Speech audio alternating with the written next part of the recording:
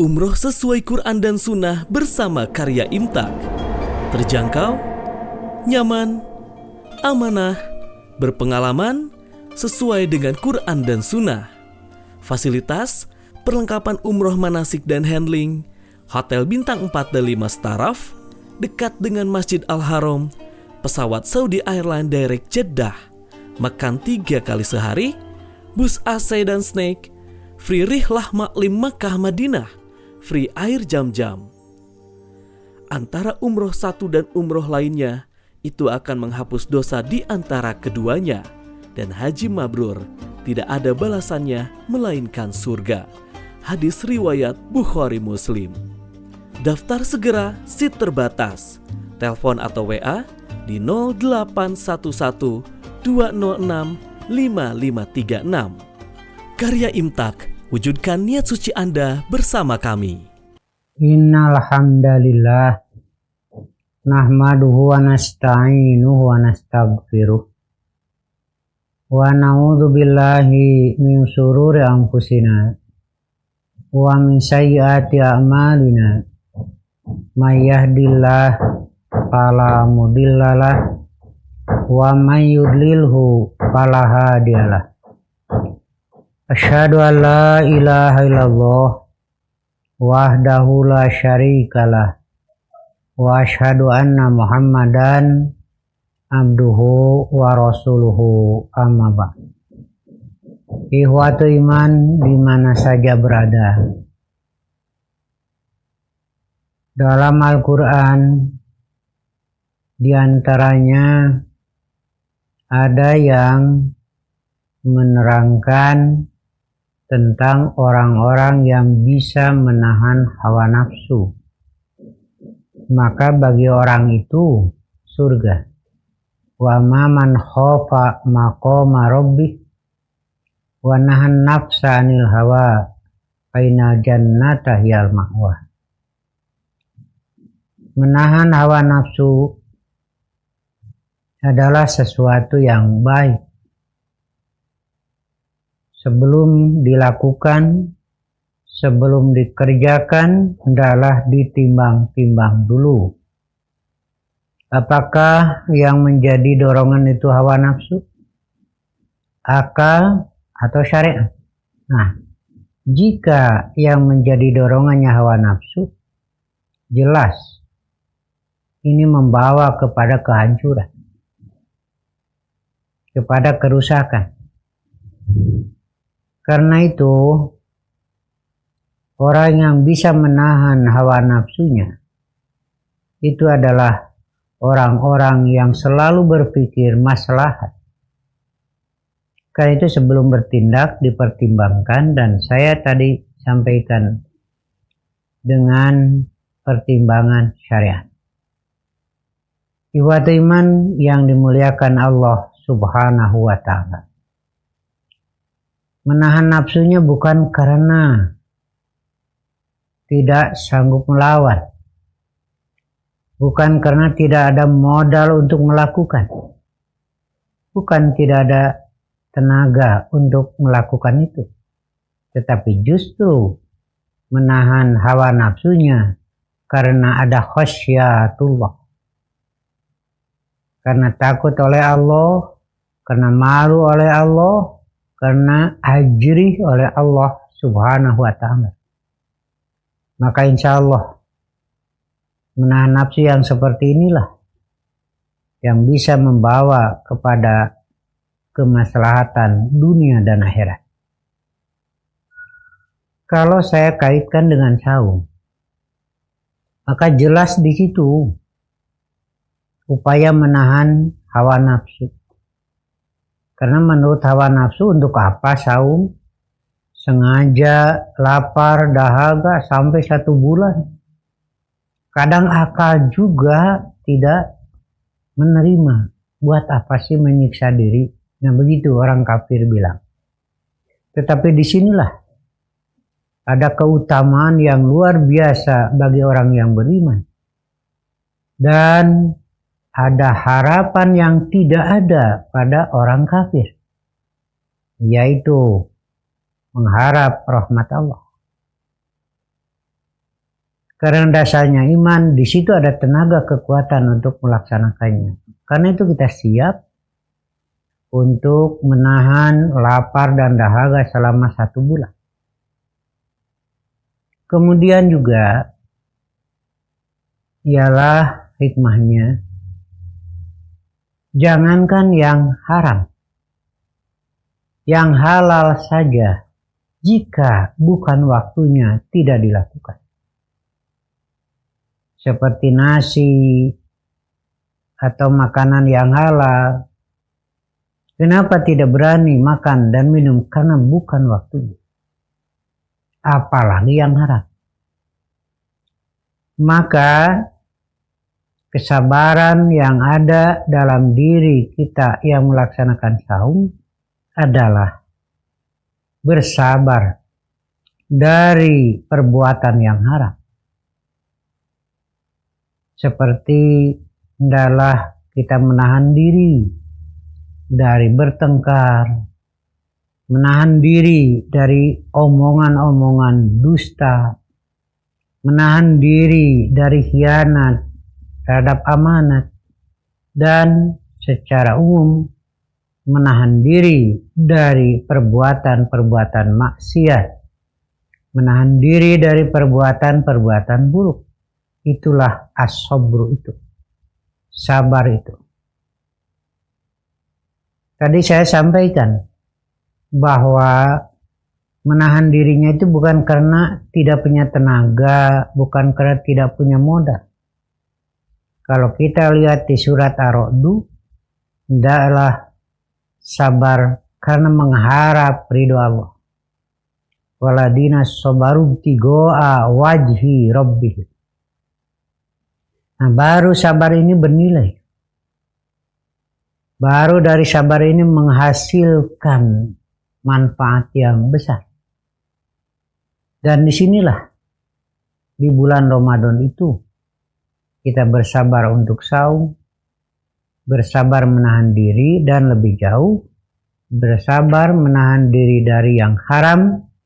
Dan semoga ini tidak hanya pada bulan Ramadan saja, tetapi bisa berlanjut untuk bulan-bulan selanjutnya. Seperti kita rasakanlah sekarang, seringkali orang ngomong-ngomong yang tidak teratur. Kondisi menjadi kacau kan sekarang, yang telah kita alami barusan. Maka saya mengajak, sudahlah, kita kembali kepada Allah Subhanahu wa Ta'ala. Semoga hal-hal yang tidak menyenangkan, yang bisa merusak ukhuwah ini bisa kita selesaikan dan kita lupakan. Kita mulailah dengan kebersihan hati, dengan kesabaran, dan dengan keimanan. Kita insya Allah akan bersama lagi melaksanakan saum Ramadan. Ikhwatu iman yang dimuliakan oleh Allah Subhanahu wa Ta'ala. Dan kita juga melaksanakan qiyamul Ramadan. Bisa saja di luar Ramadan sholat yang 11 rakaat itu ya sekali-kali mungkin. Ada yang tiap malam, ada yang jarang, itu wajar. Ya mudah-mudahan di bulan Ramadan ini ada latihannya. Enggak. Ibadah, tapi juga bisa melatih kebiasaan untuk melaksanakan salat yang 11 rakaat yang disebut qiyamul Ramadan. Dan ini didorong supaya melaksanakannya dengan berjamaah. Selama sebulan ini kesempatan bisa berjamaah dengan nilainya yang luar biasa karena dilaksanakan di bulan Ramadan. Kemudian juga perlu saya sampaikan bahwa hendaklah kita sabar dan ada qanaah namanya. Menerima apa adanya. Apalagi ini di bulan Ramadan. Karena ada kalanya orang karena mengikuti hawa nafsu, tidak lagi melihat halal haram. Ini yang dikhawatirkan oleh Rasulullah. Apabila umatnya sudah tidak lagi memperdulikan halal dan haram. Ikhwati iman rahimakumullah. Ini sangat besar sekali pengaruhnya. Di antara nasihat Rasulullah Shallallahu Alaihi Wasallam, ittaqil maharima takun a'badan nas. Jagalah diri kamu dari segala yang haram. Kamu akan menjadi hamba yang terbaik. Bukan sekedar haram makanan dan minuman. Itu sudah jelas. Malah ini ada kaitan juga dengan diterimanya doa atau tidak. Sa'ad bin Abi Waqqas berkata kepada Rasulullah Shallallahu Alaihi Wasallam, ya Rasulullah, doakanlah saya menjadi orang yang diijabah doa. Rasul menasihati, atib mat'amaka takun mustajab dakwah. Bersihkan perutmu dari yang haram. Makanan, minuman. Kamu akan menjadi manusia yang dijabah doa. Mafhumnya, walaupun di bulan Ramadan berdoa, tapi jika perutnya masih diisi dengan makanan yang haram, minuman yang haram, jelas tidak akan dijabah doa. Atau mengusahakannya dengan cara haram. Walaupun makanannya halal, tetapi perpindahan hak miliknya dengan cara yang haram tidak benar. Mudah-mudahan di bulan Ramadan ini benar-benar lahir kejujuran. Berhentilah dari korupsi, umpamanya, dari mencuri, dari maling, begal, rampok, dan lain sebagainya. Bisa insya Allah menjadi tenang, tentram hidup. Dan juga dalam menjaga diri dari yang haram dalam bentuk omongan. Makanya orang yang saum jika berdusta maka pahalanya tidak ada, sah saumnya tapi pahala tidak ada. Apalagi menjadi saksi palsu. Dusta menjadi saksi palsu itu adalah perbuatan yang merusak nilai-nilai saum. Itu diharapkan bisa menahan dirilah. Dan juga ada ini nasihat yang bagus dari hadis. Cukup dianggap dusta jika orang ngomong setiap apa yang ia dengar. Tidak setiap yang didengar mesti diomongkan. Maka disinilah kita saring, kita tahan dulu mana yang layak diomongkan, mana yang tidak. Jadi dampak dari saum itu mesti benar-benar terasa manfaatnya, terasa faidahnya untuk semuanya. Itu termasuk yang haram, hendaklah dijaga. Kemudian juga saya sampaikan, walaupun halal diomongkan, tapi kadang-kadang tidak tepat waktu, itu bisa jadi masalah. Walaupun halal diomongkan, tapi tidak tepat siapa yang mesti ngomongnya, ini juga bisa jadi masalah. Karena itulah di saum Ramadan ini bukan sekedar menahan makan dan minum, tapi kita usahakan menahan diri dari yang haram, baik haram akidah, haram dalam ibadah, haram dalam muamalah, haram makan dan minuman yang haram, atau haram yang diucapkan yaitu bohong, saksi palsu, dan yang lainnya. Nah inilah, mudah-mudahan benar-benar ini bisa membina manusia sehingga lahirlah manusia yang layak untuk menjadi figur, untuk menjadi ikutan. Ikhwatul iman rahimakumullah, di mana saja berada, dan kaitan dengan ungkapan dari Nabi, jika ada yang mengajak bertengkar, maka ucapkanlah ana shaimun, aku lagi saum. Nah, di sini akan terasa sekali ini, ikhwatul iman, bahwa damai itu melahirkan ketentraman. Sedangkan ketentraman hidup itu mahal. Hendaklah dijaga, jangan sampai merusak. Kembali lagi tadi, ketika orang mengikuti hawa nafsu, kadang-kadang merasa menang padahal kalah.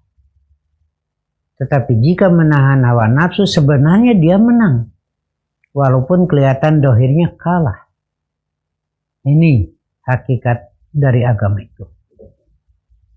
Sekali lagi, Fatiman, kita menahan diri dari segala perbuatan yang maksiat, apalagi dalam bentuk perzinahan dan lain sebagainya, yang sekarang makin marak itu. Saya mengimbau, hentikanlah itu. Cobalah mulai hidup dengan benar, mulailah hidup dengan jujur, mulailah hidup dengan damai, yaitu bisa menahan diri dari perbuatan-perbuatan yang tidak layak. Sekian yang saya sampaikan, semoga bermanfaat untuk kita semua. Rabbana atina fid dunya hasanah wa fil akhirati hasanah wa qina adzabannar. Aqulu qouli hadza wa astaghfirullaha li wa lakum. Wassalamualaikum warahmatullahi wabarakatuh. Umroh sesuai Quran dan Sunnah bersama Karya Imtak. Terjangkau, nyaman, amanah, berpengalaman, sesuai dengan Quran dan Sunnah. Fasilitas, perlengkapan umroh manasik dan handling, hotel bintang 4 dan 5 staraf, dekat dengan Masjid Al-Haram, pesawat Saudi Airlines Direct Jeddah, makan 3 kali sehari, bus AC dan snack, free rihlah maklim Makkah Madinah, free air jam-jam. Antara umroh satu dan umroh lainnya, itu akan menghapus dosa di antara keduanya.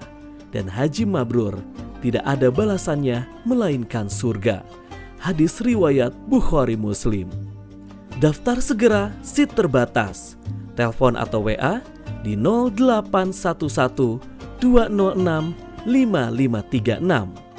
Karya Imtak, wujudkan niat suci Anda bersama kami.